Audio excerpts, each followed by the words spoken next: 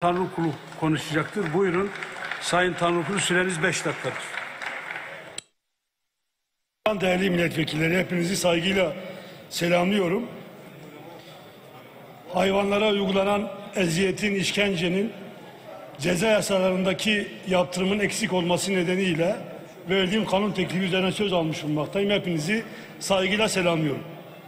Değerli milletvekilleri, bu parlamentoda birçok konuda uzlaşamadık bugüne kadar. Yaklaşık 7-8 yıldır 37. maddeden birçok kanun teklifini buraya getirdim ama maalesef bir uzlaşma olmadı. Birçok konu geldi burada. Cezaevleri, kadın hakları, kadına karşı şiddet, siyasal konular, işçiler, emekliler, ama tümünü reddediniz. Ama burada hepimizin vicdani olarak ortaklaşabileceğimiz bir mesele var. Hayvan hakları. Sonuçta hayvanlara yapılan eziyet konusunda son zamanlarda ortak bir duyarlılık da ortaya çıkmış durumda. Sapanca'da bir köpeğe karşı yapılan eziyet bütün toplumda infial yarattı. Bunu hepimiz biliyoruz. Her gün hayvanlara karşı yapılan işkence, kötü muamele, sahipsiz bırakma konusunda birçok haber var ve kamuoyunda da büyük bir talep var. Şimdi artık hükümet yok. Tasarı gelmiyor ve milletvekillerinden teklifle yasama faaliyeti yürüyecek. Ve sonuçta hayvanların oyları da yok. Yani bu bir oy meselesi de değil.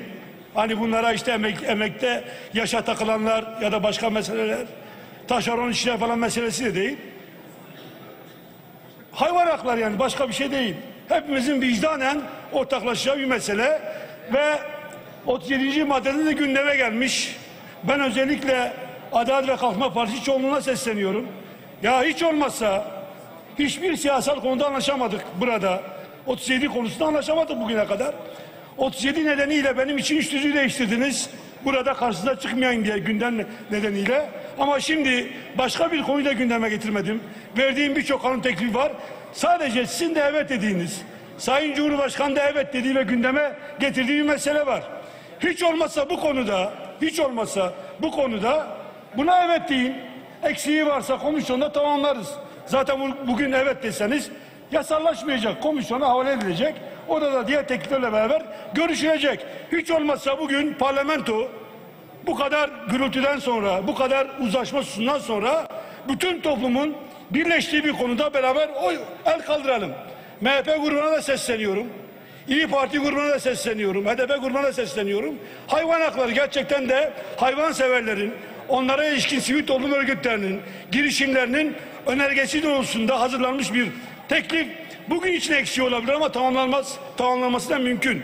Bu nedenle ortaklaşalım ve bu ortak bir biçimde bunu bugün parlamentoda kabul edelim ve birlikte hiç olmazsa hayvan hakları konusunda bir mesaj verelim. Siz diyorsunuz ceza yasasındaki yaptırımlar eksik. Evet. Siz şimdi söylüyorsunuz. Biz 7 yıldır söylüyoruz. Geçen dönemde bunu gündeme getirdik.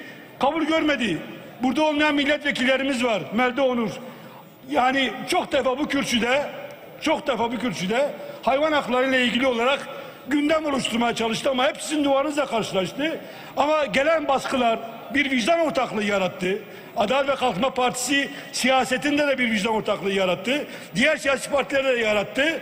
Bu ağır gündem içerisinde toplumun, bu parlamento hiç olmazsa oy hakkı olmayan hayvan hakları konusuna bir adım attı. Dedirtecek bir şey yapalım ve bu da muhalefete bir jestimiz olsun.